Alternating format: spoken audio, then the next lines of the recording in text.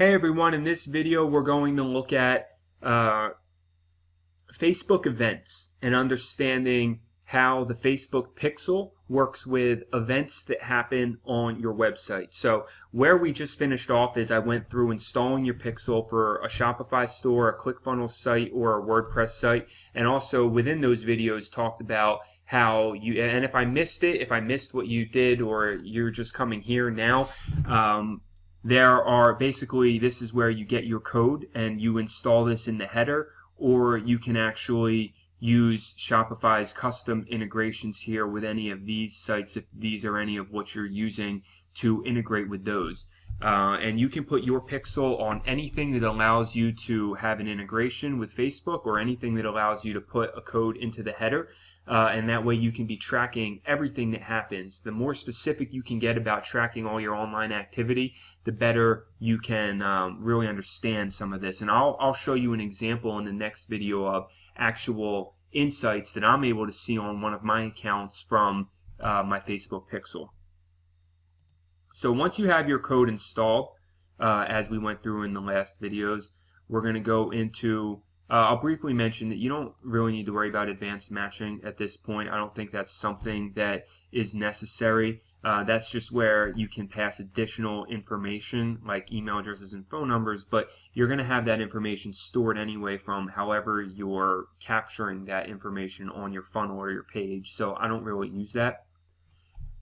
Next, you want to install the event code. All right, now I talked about this briefly in the last two videos because your event code, the basic ones are right here. All right, you can, by going through basic, recommended, and advanced, Facebook will show you different amount of data that you can attach to events on any given page. All right, so let's start with the basic. Search is not really something I ever use, so I don't really care about that. But view content is something I use a lot. So you can see here with view content that this is what it should look like when you, this section right here. So what this is showing you here, these events, are here. You see where right here the track page view, and then down here where it has the source and it has page view over here. Those are the events, and that's what you can change. There are multiple different types of events that are pretty much self-explanatory so that you can understand the actions happening on your website.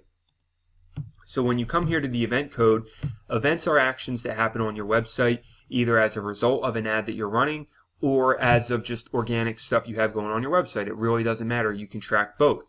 And those event codes now let you track the actions and then use them in your Facebook account to get insights, and then, you know, make specific campaigns tailored around those actions if you want to.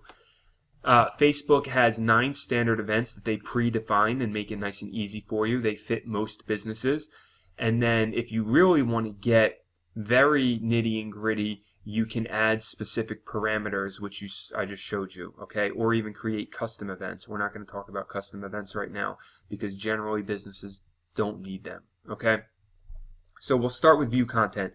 This is one that I showed you in basically every video, where you are changing the track to view content, and then that's letting you know that anytime somebody lands on that page, it's a view content action, and that's what they're seeing. Add to cart is something really important for e-commerce stores because it's something that is not quite a purchase, but it's more than a view content. All right, so view content, add to cart, and purchase are like the 3 big ones for an e-commerce store, because a view content is showing you people that showed interest in viewing your product, right, from ad to product. So if they viewed the content, a lot of times when you're starting out a new campaign or a brand new product or a brand new niche, view content can be very valuable for you, because in the beginning you just want to find the people most interested in what you have to share, and that's going to be represented by the view content. Add to cart takes it a step further, because you'll have a lot of people that will add a product to cart, but a lot of times it's called abandoned cart, they won't purchase. So add to cart though shows really high buying intent. Now there's multiple reasons why they might drop off after an add to cart, but the point is, add to cart is an action that you automatically can track on Shopify and specifically then optimize for. So Facebook when we went through the Shopify and the e-commerce part of installing your Pixel, Facebook will automatically track view content. Like if somebody goes to the product page, if somebody goes to add to cart, then they'll see that. So let's go for an example, and let's just find a store, ramadeals.com. Okay, so they're going to have a Facebook Pixel in here. Boom. Number one, you can see page view. So you can call it page view or view content, whatever you want to call it is fine. All right, so that is tracking now as a view content. Now, if I come to a product, I'm going to get the same thing with a page view. If I add this product to cart, watch what happens up here. No, thank you. It's so annoying. All right, if I add this product to cart, watch what happens up here. You see how that went from 1 to 2 and now to 3, okay? So we're tracking new actions now automatically, all right? So it tracks that add to cart action, okay? If I go to rush my order, okay?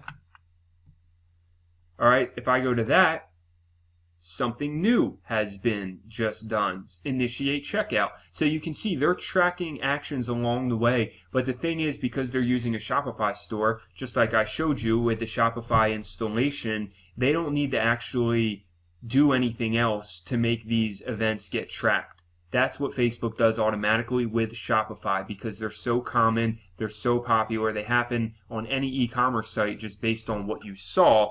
So you can track specifically for those types of things, and then where that gets powerful is you can optimize for them. So if somebody has, say they're running a new ad and they've had 30 people in the last 4 days add to cart. They're running a view content ad, okay? They're starting out basic here with the view content.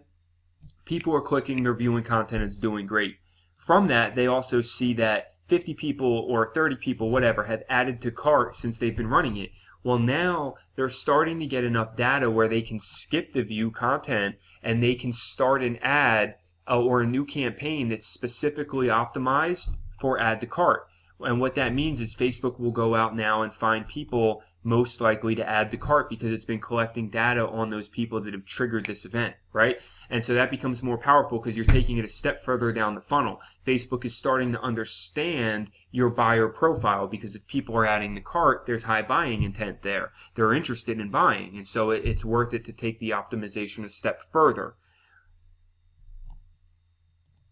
And then purchase, which I'm not going to do. I'm not going to purchase this just to show you a purchase conversion, but you can get the idea. The same thing would happen. It would be a new conversion event that would hit. It would be for purchase. And then again, that would be an even higher value action, obviously, because it's a purchase, it's a buyer. So once you now start collecting 25, 30 people that have purchased, right? You're running an add to cart campaign, and now you've collected a bunch of people who have actually purchased. Well, now you can switch and go out and optimize for purchase because Facebook is starting to narrow in on people most likely to make this action based on the data it's gathering from the conversion events. So I hope that makes sense. We're going to cover this more in depth as we go, so don't worry. This is really just an introduction to the events right now, but these events are everything because Facebook has something called conversion ads where you create an ad specifically designed to make one of these events happen.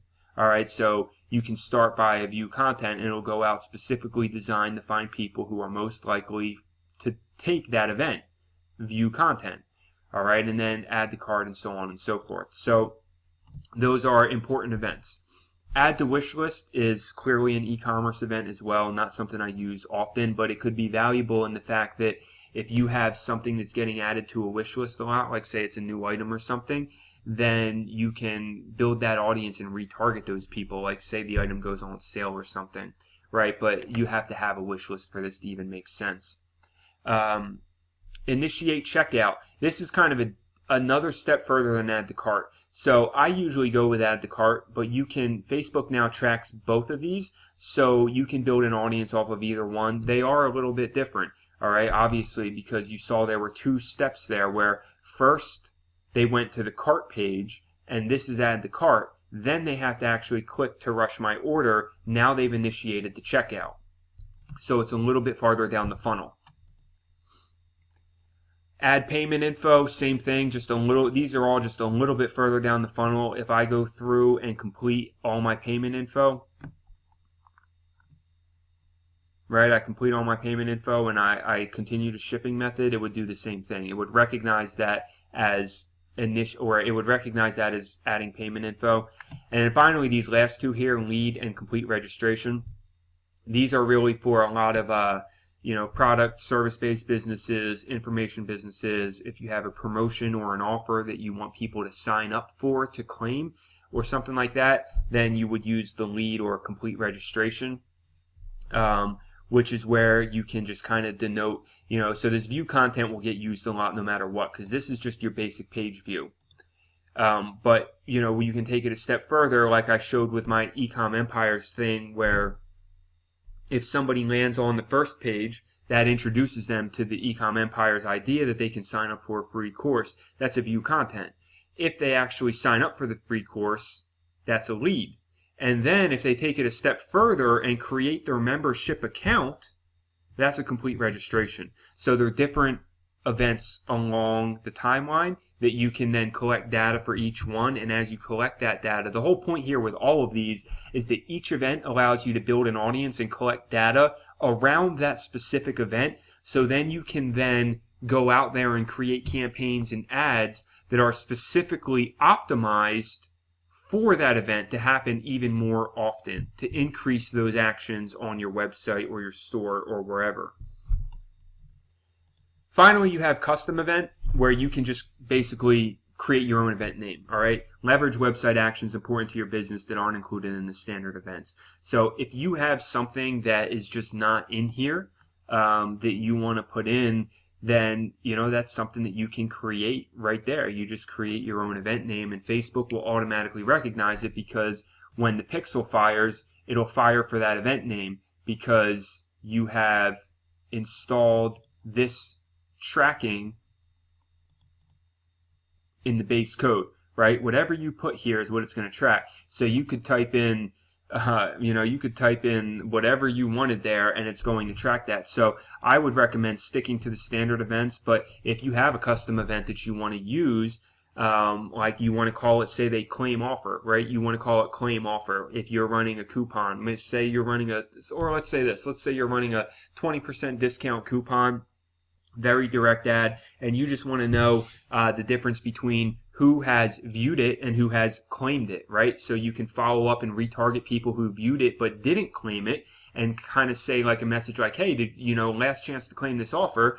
Or you can have people who claimed coupon, right? Like you could type that in there, claim coupon, and that could be an event so that you know how to follow up with those people who claim the coupon and encourage them to make sure they come in and use it, right? So that's the idea there. A lot of times the standard events are standard for a reason, and you can get what you need out of these, but feel free if you want to. It's the same exact installation process. It's just a matter of you coming up with a new event name right here that you want to use. And then you can see finally down here, Facebook brings it all together for you, where you take your full code now, and they show you what it looks like when it's inside the header tag of a page, and then you just have your actual tracking that you switched around in there. So that's everything. I mean, I walked you through that, and hopefully it's pretty simple to understand. I'm not going to cover really these as much here because it just builds on it. So now that we went over the events, it should be pretty simple to understand how the rest of this works. You have the basic up here. Here's recommended, okay? Facebook's recommendation is that you add some basic parameters to your event code, which allows you to use additional data as conversion value, return on ad spend, that kind of thing, conversion traction. So you can see, here's what you do here. If you have a certain value assigned to any one of these, all right, usually view content, I mean, I don't know that you would assign a value to a view content, but say a purchase, that's a really obvious one, or a lead, say you know how much a lead is worth to you over time, then you can assign the value exactly as they show you right there. They're showing you how you have to type in the code. If this confuses you, then you just need to get somebody on a web team. You can outsource this really cheaply to somebody on like Upwork or Fiverr to install your Facebook pixel code with parameters like this. This is a lot of times what things like if you're using Shopify, there's apps or there's plugins that you can use on WordPress that will have these values specifically where you can put them in, and they'll do it for you. But if you're installing the code yourself, then you want to make sure this is how you do it right here, and Facebook shows you recommended and advanced. All right, so you can learn this if you want to. I've given you the basics of how it works. I generally stick to the basics. When you do have a purchase, it can be very valuable to assign a value to it, because that lets you then monitor directly inside your ads what your conversion value is based on your sales. Now, as a word of note to that, I'm not necessarily the big, I don't really care personally about that, because number one, Facebook tracking is not perfect, and so it's not always going to track every sale anyway. Excuse me. And number two, it doesn't really, I track my ROI on my own. Okay. Now, of course, there might be some people out there that are like, well, why don't you do that, right? I just don't need to. I know my ROI. I know the value of a purchase. I know where my leads are at. As long as Facebook is tracking these for me and I can follow it down the funnel from view content to add cart to purchase, I know my value. I can figure it out. It's basic math in addition, so it's not really, for me, I don't really care. I don't need Facebook to track my conversion value for me. But I'm not saying you shouldn't do that. If you want to do that, then absolutely on your purchase pages, put a conversion value on there. That lets you know and lets Facebook track for you so you can actually view it in the ads manager.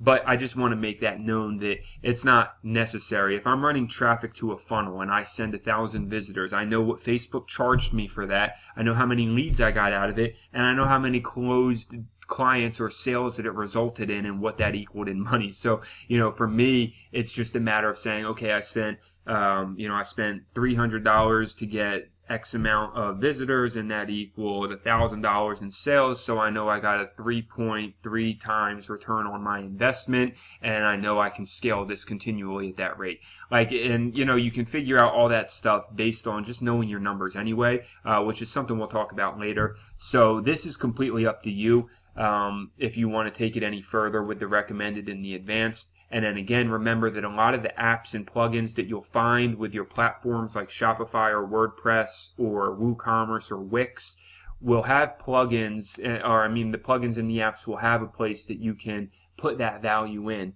as you saw when I showed you specific installation videos for each one of these. So that's everything for this video. Hopefully going over all of those events has helped you see how this all works. And in the next video, I want to look at some pixel strategies and just kind of explain this a little bit more, how this really can help your business and how powerful it is, and also show you and look at some live pixel action happening on one of my accounts. All right, see you in the next video.